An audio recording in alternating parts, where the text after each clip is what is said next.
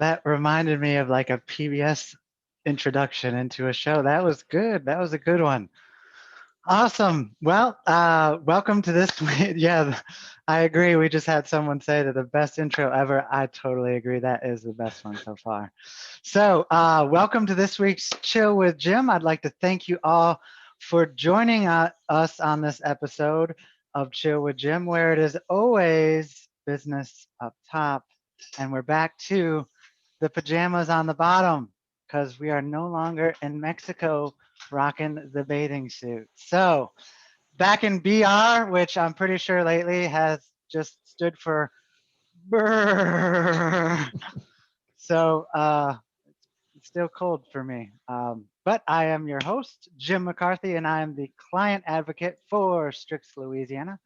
My job is to make sure that our clients are set up with the best software, the best equipment, and the best IT solutions possible to help make sure that their businesses are running at optimal efficiency. We also have David DeArmond, the owner of Strix Louisiana, with us. Hey guys, David DeArmond here, owner of Strix LA. Thank you all for being here. Looking forward to this one. All right, so a little bit about Strix Louisiana. We do believe that there's always a better, simpler, more secure way to do just about everything in this world. What that means to us is we are constantly searching and adapting our processes to make sure that we do have the best solutions in place. We believe that part of this responsibility is to help educate our clients as well as others out there as to how to use their current resources. We want to bring awareness to current security risks and just kind of talk about the general things that are happening in the IT world today. And this week we will be touching on security. So this week we'll be talking about Emotet and other ransomware that is being used right now across the globe. They do not limit themselves to countries. They go ahead and just spread globally on these ones. So you have to be careful out there. Let's just start with the basic. What is Emotet? Now, besides the Emotet from the Mummy, the movie series, Emotet, Emotet, it is just as scary, but even maybe a little more scary because it's actually real and attacking people out there every day. I'm sure, as you guys remember from just a little while ago, just how dangerous this Emotet can be. Here's, you guys remember David and I driving the plane trying to escape. Emotet is disguised as the sand giant there. Um, that's from the movie, and that was actually not David and I. Just a little bit of a joke there. But what Emotet is, it's a malicious software. It's an advanced self-propagating and modular Trojan. And there you go. Thank you for joining us on this episode of Chill with Jim. And you guys can take it from there. No, no, no. Just kidding. So you might be asking right now, all right, Jim, what exactly is a Trojan? Well, a Trojan, also known as a Trojan horse, is a type of malicious code or software that looks legitimate, but it can take over control of your computer and other systems. Now, a Trojan is designed to typically to damage, disrupt, steal, or in general, just inflict harm upon your data, your network, or your uh, infrastructure, your computers. Actually, I just realized I still have the mummy in the background. Let me change that back there. Be a little more serious. So that talks about a little bit about what a Trojan is. It's basically it's going to act like a bona fide application or file to try to trick your systems into thinking it's okay to just go ahead and open it, to initiate it, to use it. It does seek to deceive you into loading and executing the malware. And once the Trojan is in place, it can do quite a few things. It uses some different methods of evasion techniques to avoid detection, and then it will go ahead and start to perform some of those malicious actions. Uh, Now, that's a little bit about what Emotet is, to understand kind of how it works as a Trojan. But Emotet actually started as a banking Trojan, but recently it has been used to distribute other forms of malware and malicious campaigns. It uses multiple methods of evasion to make sure that you don't know what's going on. And the attacks have been happening mostly through spam emails, and it's been hitting private users, so everyday users out there, as well as companies, hospitals, government institutions, and critical infrastructure um, organizations throughout the globe. Since the end of 2018, the malware has been able to use what they call a Outlook harvesting, which reads the contact relationship and email content from mailboxes and uses that to infect other systems and to create further attacks. So this means it spreads really quickly here. New recipients, they'll receive equally authenticated emails from this, and so you can imagine there's an accidental click here. It leads to being sent out to multiple people, and then they get a few more people to accidentally click on maybe a damaged file, attachment, or a URL that's in the message, and it just keeps spreading and spreading and spreading. So that's a little bit about how it's distributed.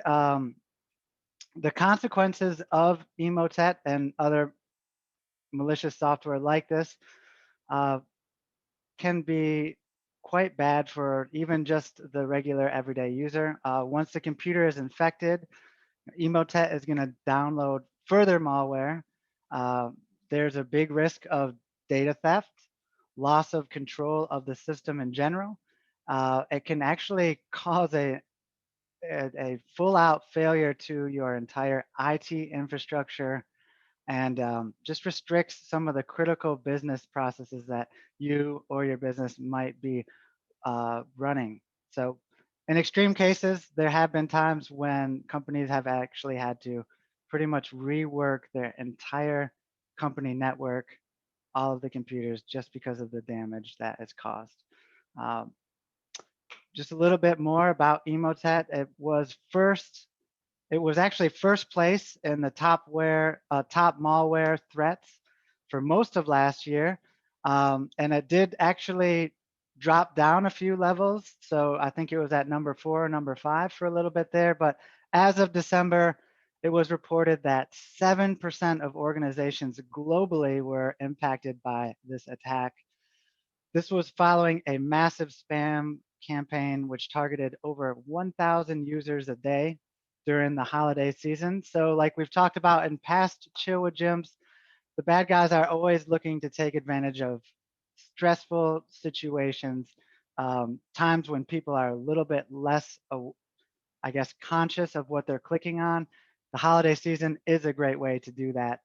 We're all just rushing around trying to get gifts, clicking on everything we get. So, um, the interesting thing about Emotet, it's been big in the news lately, but it's actually was first identified in 2014.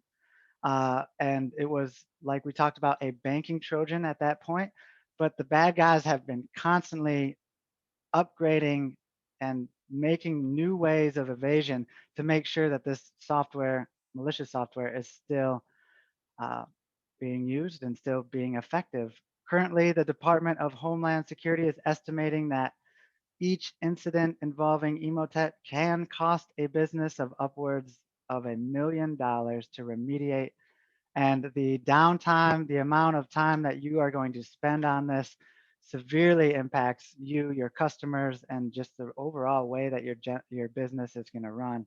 And so that's a good, I guess that seems like quite a bit there for talking about Emotet and where it's at, how it works, and some of the other ways that it's being distributed out there globally. And so guess there's the next question I would have would be like, so we know it's out there, we know some other ransomware, some other malicious software is being in use, but what are some of the ways that we can protect ourselves? And actually, I wanted to open this up and see if we could get a little participation here since I am talking so much. Does anyone out there have any suggestions on ways to protect yourself against threats like this? We do have a couple of cybersecurity specialists on here, so this will be good. I think one thing to keep in mind that we talk about very often are your layers of security, because Emotet is really just one piece, and the reason that it can bypass security to an extent is because it doesn't necessarily do a whole lot. What it does is give the hacker access to a machine, and then they have some level of control of that machine. And what is seen most often out there is that is just the first part of an attack, and then you go from there, and then TrickBot is loaded. And TrickBot, that's another Trojan, and then TrickBot works within the network, and it's not necessarily caught at first because Emotet's already put a hole through your defenses. And then after that, Ryuk, Ryuk is installed using TrickBot, and that's the ransomware, and that starts encrypting everything. So you see that there are multiple levels that are used, and that's why your multiple layers of security are so important. And I think what we've seen, especially in the small business world, going from antivirus that is very reactive, and it's looking at file signatures. What businesses have to do today is make sure that they're a bit more proactive, that they're monitoring activity of the computer that's just out of the ordinary. And so that's where we get into those things that we've talked about before, the EDRs, the endpoint detection and response. And it's looking at how the computer's behaving a little bit more, and then maybe even getting into MDR, the managed detection and response, especially if you have sensitive data. You're going to want someone looking at all of the logs, someone and a little help from artificial intelligence, looking at all of the logs just to see those small indicators that something like Emotet is installed. So I think that's the beginning, at least, of what you want to do going forward as a business. Yes, indeed. Brad, go ahead. I see you unmuted yourself here. Yeah. So I think, I mean, David hit it right on the nail on the head. And what that's referred to, and Lockheed Martin kind of coined this term as the cybersecurity kill chain. And so you're looking at any point of that chain of events that happens where you could stop it. So you may not get that initial vector when it comes in on the network or through email, because it may just be a document, and that's kind of hard to tell sometimes. But all those little indicators that happen throughout the process, because it's not just, hey, the email's opened, I open the document, and I'm infected with ransomware. It doesn't happen that fast. Now, it may happen that fast to what the user sees, but behind the scenes, it's not that fast. And so it's really key to have those layers of, because if you could stop it at one point, then more than likely you could stop the end result.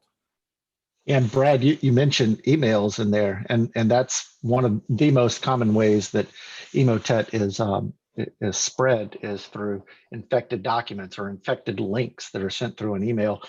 And so another important thing is to make sure that you have email protections in place, not just protecting your computers within your network, but protecting your email, and you have good anti-phishing, making sure that your users understand that I don't recognize that link. I don't recognize that document. Let me not open it.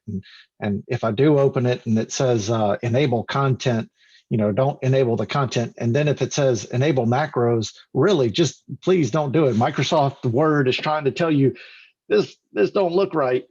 Listen to it and pay close attention there. Great point. That's something I wanted to touch on as well. Is it comes back to that cyber hygiene, right? So us as users, we need to be careful about how and what we do on our computers. So many times we get wrapped up in work is busy, this is busy, so we just click OK, we just exit out of that error that just popped up. We had Uncle Rob come on last week talking, and he's talked just about just in every environment there is most users will get a error message or a message that pops up on their computer, and they don't read it. They just automatically exit it, hit OK, hit cancel. It's important to just take that few extra seconds, read what's going on. Like I said, we get wrapped up. We get so in the quick mode, we don't want to check those things. But that's a perfect time to see, okay, what is actually going on here? If you have an IT specialist or someone in the company who can help you out, you want to make sure that those messages are addressed right away, because that's that entry point. So you're giving them the way in, you're opening the door for them. And you just really want to be careful about that. And so that might mean taking a few more seconds, a few more minutes out of your day just to make sure that whatever you see come up is actually okay. It's like an automatic response these days. Error comes up, X, hit the X. A message pops up on your computer that you don't know, you just close it. And so that's one thing we want to be careful about. And just being aware of what you're doing throughout the day. You can put a lot of those security measures in place that David and Brad talked about. But again, we just really want to make sure we're not just opening the door for them right away as soon as we get that. Yeah, Brad, go ahead. The one thing that I always try to caution IT technicians or just cybersecurity specialists in general about is approaching the user as the problem. And it's very easy for us to do that because we say, well, we put all these things in place and now it's just up to the user. And so let's train the user. Well, yes, that's important. They should be aware of what they need to do. But at the end of the day, the user does things that they don't mean to do. We're humans, we make errors. So it's our job. It's IT security's job to put things in place so that if there is user initiated loss, that we prevent it or stop it. Now that doesn't mean it's perfect. That doesn't mean the user should not be aware of what's going on, but there should be enough guardrails in place that they bump up that.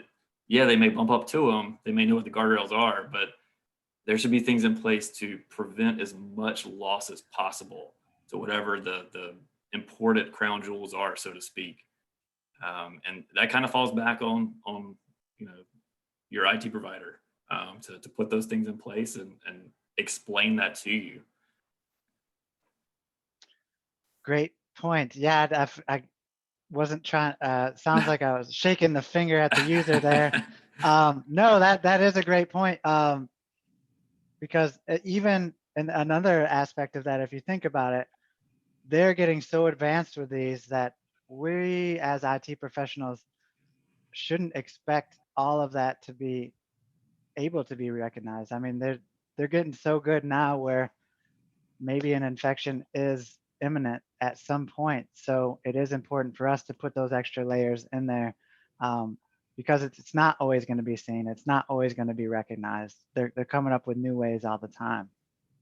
Not only are they not recognized, they're actually building tools that almost mimic visually tools that are okay, or they're placing the warning notes and the little clicks and the little things that you might accidentally click on in places that you would naturally click on, or in terms of looking at it, it'll pop up on the screen.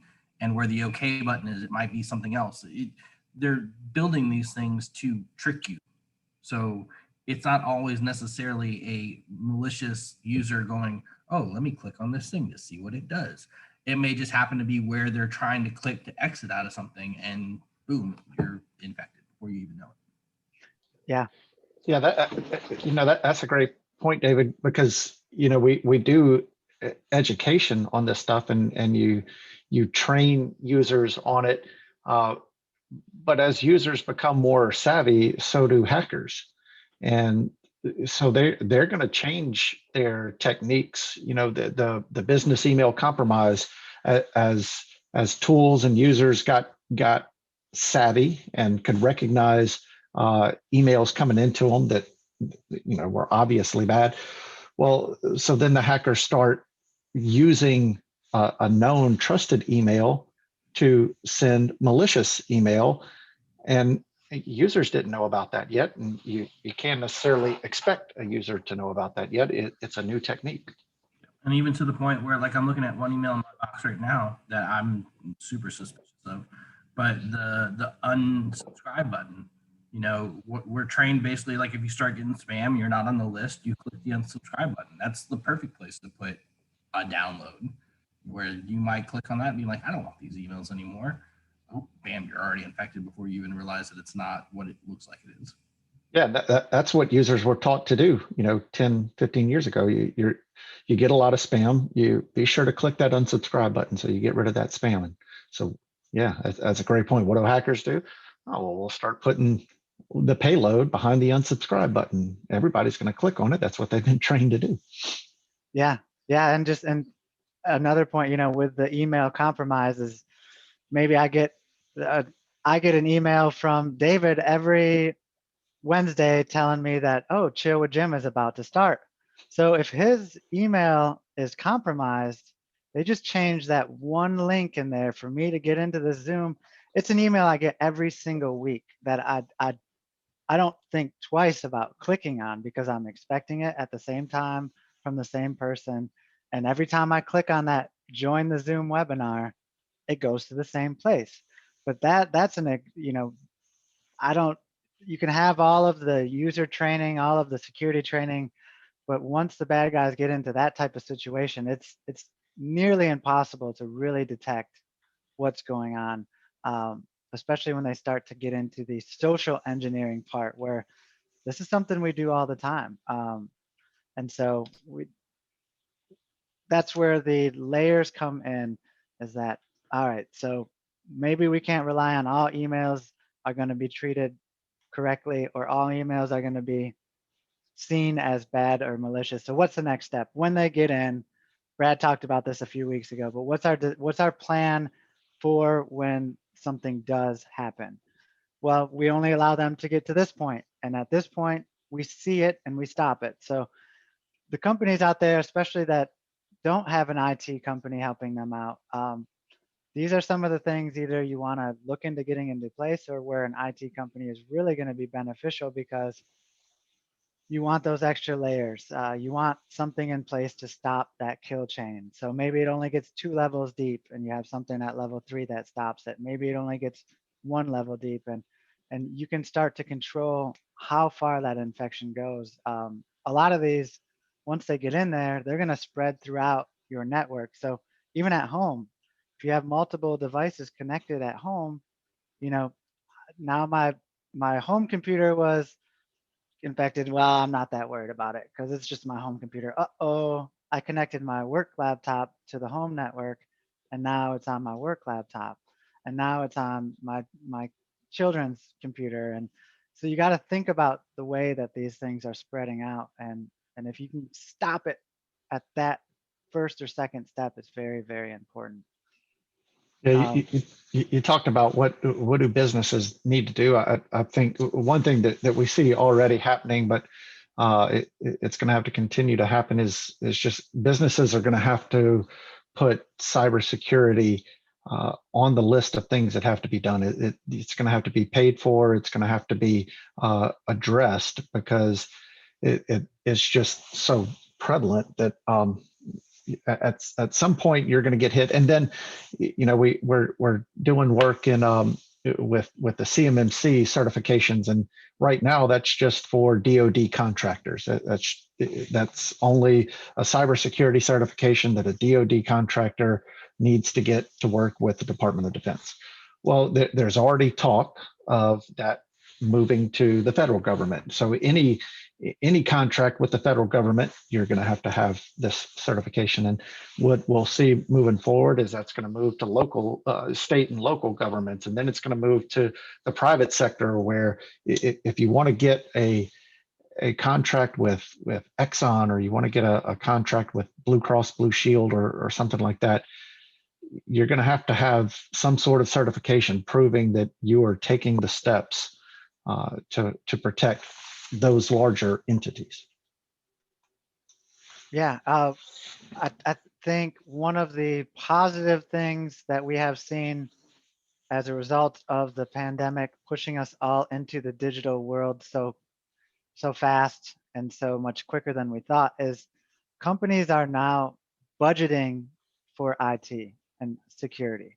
And I hope this trend continues. If the pandemic stops and we go back to somewhat whatever normal is, I'm hoping that trend continues. In the past, we've heard a lot about, well, businesses aren't budgeting for marketing and advertising. So how are they supposed to get their message out there? And how, they just don't want to spend any money on it. But then when they don't get seen and they're not selling like they want to, then all of a sudden becomes this problem. And so that was a trend we heard for a long time. But now it's so awesome to hear that businesses, with this digital push that we've all been shoved into, that they're realizing, like, holy cow, I need to set aside money for this, and I need to get protected. And so I think that's a very, very important thing. With companies like Strix, you don't have to be a big company to afford it. We have solutions for companies that are 3 people to 10 people, smaller companies that are affordable and still provide a lot of protection. So another mindset that we need to get out of here is that only large companies can afford IT. If you find the right place, if you find the right solutions, they're quite affordable, and you can budget for these to make sure that your small businesses are taken care of. Yeah, go ahead, David. I see you. I was curious. So one of the things I've run across a lot of in some of the articles I've written for managed services is how companies like yourself and other IT companies are offering as a service to manage the Outlook or Office 365 product. How much extra work are you doing on the back end in terms of securing their email, additional security in addition to what Microsoft already has in place, that maybe gives more value to what you're offering on 365 versus me as a company just going and saying, well, I've got Office 365. Why do I need a security company to manage that for me? That's a great question. And what I've seen really over the last year is Microsoft is stepping up their game. And whereas before the last year, we were going through and putting certain rules in place that a normal consumer wouldn't. We'll put things in place that monitor when a new user logs in, or when a user logs in from Nigeria, we'll get an alert. We put those things in place, and they exist in the Microsoft 365 environment. It's just, that it's something that you have to turn on. What I've seen over the last year is Microsoft is starting to turn these things automatically. They turn them on automatically. For one instance, the forwarding rules. So it used to be that anybody with a mailbox, Office 365 mailbox, could go in and set up a forwarding rule. That was allowed. Well, with business email compromise, forwarding all of a sudden became an indicator that you may be exposed. And so what Microsoft did to protect everyone is lock down forwarding. Well, that means now you have to manage it. And for a normal user, the only thing they see is all of a sudden my forwarding isn't working. Why isn't my forwarding working? and then they'll spend a day or two or change their operations to handle the fact that now my forwarding isn't working. Whereas, we're watching that, we see it happening. We read the alerts that Microsoft is putting out there, and we take the steps beforehand to make sure that forwarding is going to continue to work in the future. So that's something that we're really seeing from Microsoft. They are stepping their game up on the security side of things. There's no doubt about it. But it locks things down, and how do you prepare your business for that without disrupting your operations? Yeah. And another point on that too is to, just because the company you're using is putting these security things in place does not mean you don't have to monitor them, that you don't have to check on them. Probably within like the year or two time frame that David's talking about, we've seen more and more, you need to have checks and balances. You need to have a third party involved. So, one of the things, the one I always use with our clients is that, so Microsoft, when you sign up for their email, they have a nice little clause in there that says, if we lose it, sorry, it's on you. So you got to think, with all of the moving parts, all the bits and pieces that are going on, an email might be lost on Microsoft's side of things. They might have something happen where they lose some data. Okay, you call them and contact them. Well, it's actually in your contract that we're not really responsible. We told you this might happen. And so you were warned in the finest print you could ever imagine, like on Willy Wonka when he's going through the list of things that aren't covered. That's where these third party, that's where having an IT company as your checks and balances, monitoring, measuring is going to help so much, because we can't just rely on the people who say they're going to do what they're going to do what they're going to do all of the time. You know, it's redundancy, just like when we talk about backups. So you don't just want to have one backup on site. You want to have a backup on site. You want to have a backup in the cloud. And then maybe you even have another backup in another location to a physical device. The redundancy of that helps prevent anything. So if one thing is compromised, one thing gets in trouble, you have, oh, we can go to number 2, we can go to number 3.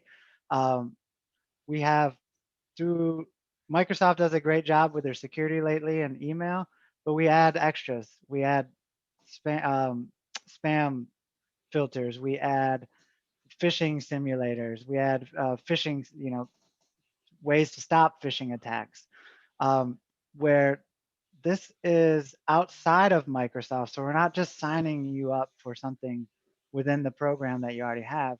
It's an other entity, so we can make sure that it's actually being done. And I think that's something that's going to be more and more important, as we move forward, is you're really going to have to go back, do your due diligence here, and make sure that someone else is checking behind the last person. Yeah, the other thing that I've seen with Microsoft and the difference between some of the tools we use and the built-in Microsoft stuff, the built-in Microsoft stuff can be difficult to manage. So, for instance, just getting to the Microsoft quarantine. If you just want to go check the quarantine before you get the email that there's a quarantine, there are several steps, clicks that you go through, and you have to kind of know exactly where it is and click on the right spot. Same thing for phishing with them. You have to jump through here and go to the Office 365 admin, and are you an admin? Do you even have access? And just gets difficult to manage. The tools that we go out there and find, we believe in a better, simpler way, a better, simpler, more secure way. And so a lot of the tools, just they're a little bit better at finding things, and they're typically much easier to work with. They're just much simpler to manage your environment than the Microsoft world. Yeah, for instance, if you do have someone that's logging in from Nigeria, or you think someone is logging in from Nigeria, it will only take you about 7 or 8 clicks in Microsoft to find the location of where you find that information. And you know what? auditing is probably not turned on yet. So you can't even run the audit logs because it's automatically set to turn off. Those are the type of things where when you have help from someone who knows these instances or these little caveats that you have, they know that, oh, one of the first things we need to do is make sure that auditing is running, because if we have a question like that, we want to be able to go back and look at these logs. Why are you turning them off automatically? We have no way to see. Or you have that third party that you're not just trusting the same person who's saying, oh yeah, you're secure. Yep, you are good to go. We got it. You know, you have another thing that's saying, oh, look, they are doing what they said. The audit logs for them match the audit logs that we're seeing.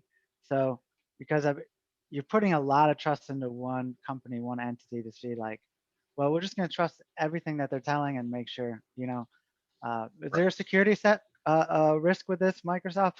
No, you guys are safe. We got it. Don't worry. Oh, all right. Thanks. You know, it's danger, danger, danger.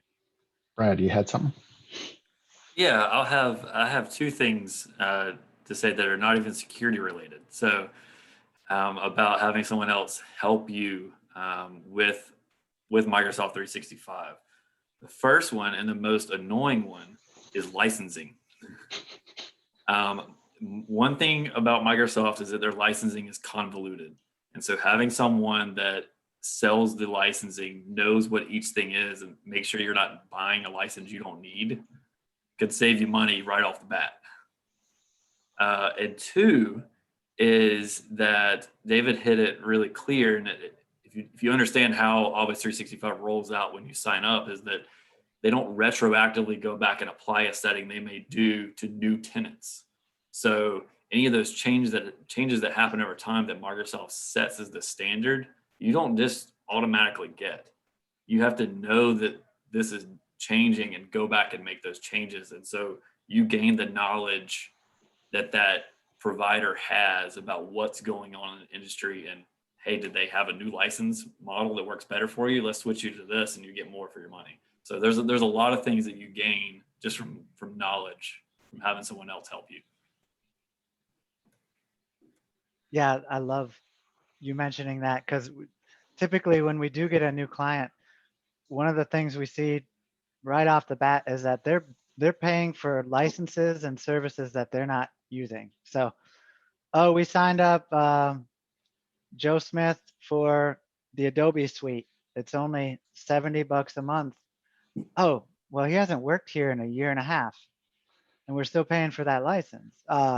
Or with the Microsoft thing, you know, we have, first of all, Microsoft changes the name of everything every 3 months. So just figuring out what the name of the product you need is sometimes difficult. But then we'll go in and we'll see that, holy cow, they have 13 users that are no longer for the company that are still paying for an email license. You know, they're not, or that they still have access to their old email, which is a huge risk if you think about, especially if you terminate someone, you know, giving them access to their email. So those are some of the things that just having a person to help you view and to manage to see those type of things is going to come in huge for you.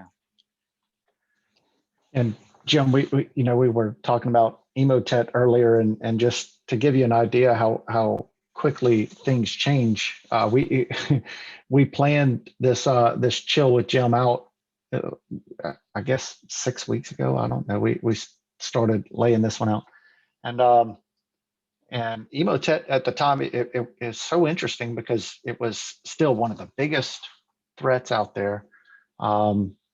Created in 2014, but still one of the biggest. And at the end of January, beginning of February, now they're saying Emotet is dead.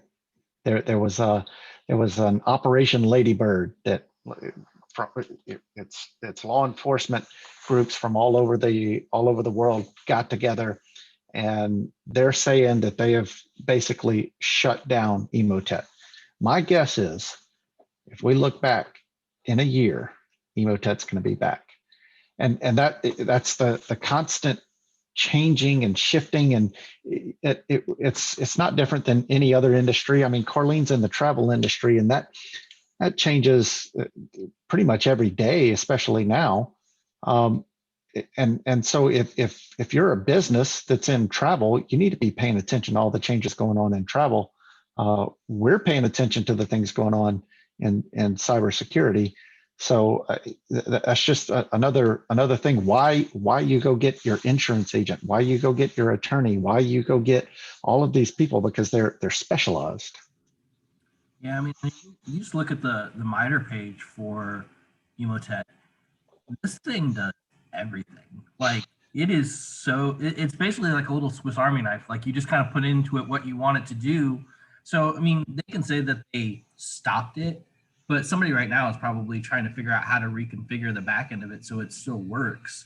I mean, it's just a platform. All it is an injector to get it onto your system, and then it can do everything else. So the fact that they're saying we beat this, no, it's definitely going to be something that they repurpose in some other way. And that, you know, in terms of cybersecurity and the viruses and stuff that are out there, a lot of this stuff just goes in cycles. You know, they'll figure out how to repurpose an old tool and suddenly call it something else, and suddenly it's doing all these other things. You know, and the people that are using these things for ransomware have adjusted their approach because they figured out people are backing up their data more now. So now not only are they encrypting your data and ransoming it to you, they're trying to figure out how to delete your backups because they figure if you don't have your backups and we have your data, then you're going to pay us. But when they figure out you have your backup, now it's just, we're just interrupting your business. So it's not necessarily even about taking your data. It's just about stopping you from doing what you're supposed to be doing. Yeah, and you know, these hacker organizations, you know, they're very sophisticated, and they follow good backup procedures as well. Everything that created Emotet, all of the servers that are out there that build the infrastructure for Emotet, it's all backed up, and they'll move it. They'll put it somewhere else. They'll change what they need to change so that it can be hidden again. And just like the movie, The Mummy, it's coming back. It's coming back. That's right. And they probably have really, really good cybersecurity on all those machines as well, because they don't want anyone to emotet. So they don't want the same thing happening to them. And you know, I love that the free flow of the chill with gems that we've gotten into, you know, but just on my list of things was just to talk about some of the other top 10 malwares that are on the most wanted list right now, because we're just talking about one. We're talking about one in particular right now, and it's global, like we said, but we have Emotet was number one, TrickBot, which David talked about, which coincides with Emotet. It comes in. There's Formbook, there's Drydex, there's XMRig, which actually is a cryptocurrency mining one. So now they're turning your computer into a cryptocurrency mining machine, but you don't get any of those proceeds. It all goes to the bad guy.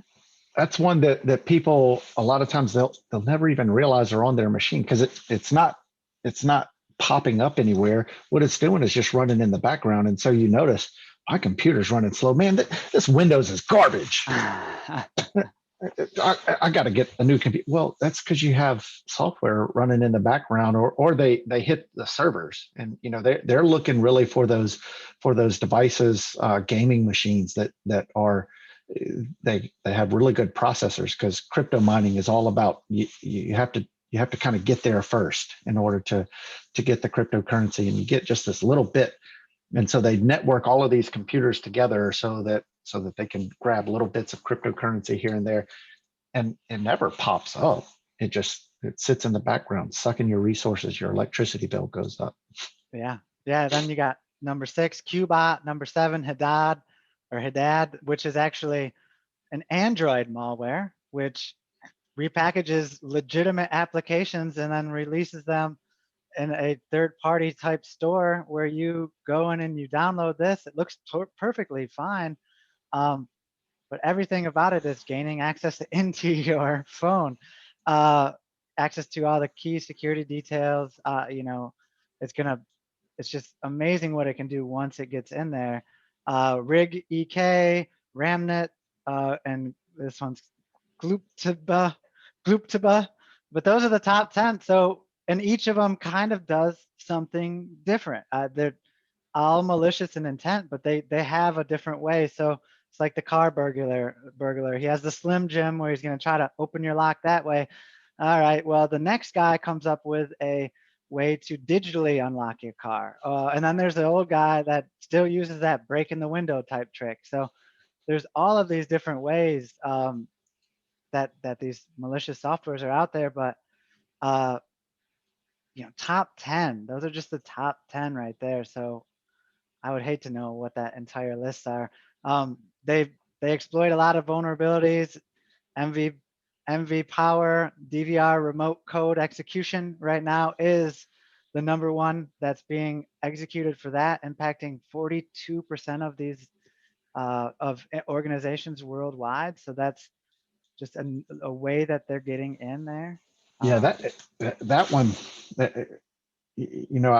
I think a lot of people are very vulnerable to that one in particular.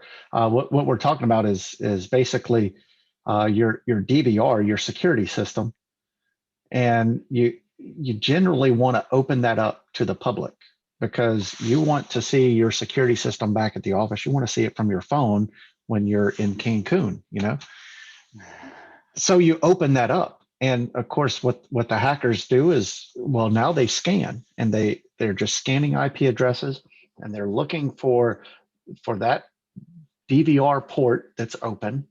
And then they send it a command and they see that it's interacting. Well, now they're going to use that to get into your system. And I don't know, we have a couple of clients with open DVR ports, and we've got firewalls that are watching for that sort of thing. But we see it, I don't know, 3-4 times a week. We get a ping on their DVR ports, and we get the alert, and we see, okay, well, this is going on. It's constant that they're being scanned, and so I can just imagine the number of actual infections that are out there. That's another thing. They're not going to shut down your DVR because then you're going to know something's wrong. They're going to use that machine and they're going to use it to then spread into the rest of your network. Yeah. Yep. And Homeland Security has a list of top 10 vulnerabilities that are being exploited right now. If you guys feel free to check those out, they do get a little techie on the side. And just when you think it was safe to go back into the water, Jaws 17 comes out. But no, when you thought it was safe to use your mobile phone, guess what? Like we talked about, the malware attacks are happening on cell phones. Hadad, X-Helper, Triadad, these are all heavily used malware attacks, ransomware, infectious software that's being used every day on people's cell phones. And just from traveling recently, the amount that you use your cell phone on network, that you have to use your cell phone while traveling on networks is just so crazy. The way for me to get through customs back into the United States required me to use an application to fill out a form on my phone. The only way I have internet, and it says it right on the how-to there, is to log on to the security, to the Wi-Fi that's at the airport. That's step #1. Go to your Wi-Fi and log into the free Wi-Fi at the airport. Boom. You're open to everybody. Everything's open. I mean, it's a network where you can see anything on there. And so now you're thinking about it, oh, well, I'm using my phone on that network. I'm using an app that they're requiring me to use that I have no idea what it's about, but I want to get back into my country. So I'm not going to just sit there and tell them no. And I'm not going to say, where's my paper form? You got to have a paper form, especially when there's 50 people in front of you waiting to get in line. So it's just crazy. Travel with a burner phone. Yeah, travel with a burner phone. The VPN has been huge. I mean, I was watching a thing the other day where they're saying countries now are getting involved at that level, at the airports and stuff like that, where, in order to get in, like you said, you have to do this and go through all those steps, that they're actually country like China and Russia and stuff like that are using that as an opportunity for anybody and everybody coming through to check and see what kind of data that they can pull off of your device. And it's insane how much they're pulling out of airports. Brad, I saw you went unmuted. I didn't know if you wanted to hop in. Yeah. I think it's talking about Emotet. We know that it comes through email. That is its main way in. And I think it's very important to explain to those less tech savvy why email is a target. And one being that, yeah, it gets to the user directly, but two, the perimeter of the network is fairly secure. It's you got to be pretty good at what you're doing to get past even an off the shelf firewall from Best Buy. I mean, it's fairly difficult in most cases if set up somewhat correct for that to happen. So the reason they go after email is because it's a direct way in, bypasses that firewall in most cases, and goes directly to a machine where it can execute code by the user. I mean, it is a direct path to the inside of the network. So it's a clear reason why they do it. That's the exact reason that it's called a Trojan horse. Yeah. Because it is riding inside something that looks like it's a gift. And you let it into the walls and you open up the horse, and all of a sudden the malicious payload comes out and takes over your city. Yeah. And I think it's key for users to understand that, as well as IT and security to not forget that's the reason why. You're bypassing almost every defense you have in most cases. And it gets right down to, what happens if it gets past those defenses? Okay, are we going to execute it or not? Yeah. And so I just figured out the solution here is to no longer use email at all. So there we go. Simple. We actually saw, David and I went to a talk from he's like a former FBI cybersecurity guy who at the end of his talk about all the bad things that could possibly happen on every single kind of device you could ever imagine. It was basically, his message was, don't use it. Don't use Bluetooth, and don't use Wi-Fi. And if you have a cell phone, don't use it. That's the only way you can be safe. So we just need to stop using this stuff. All right.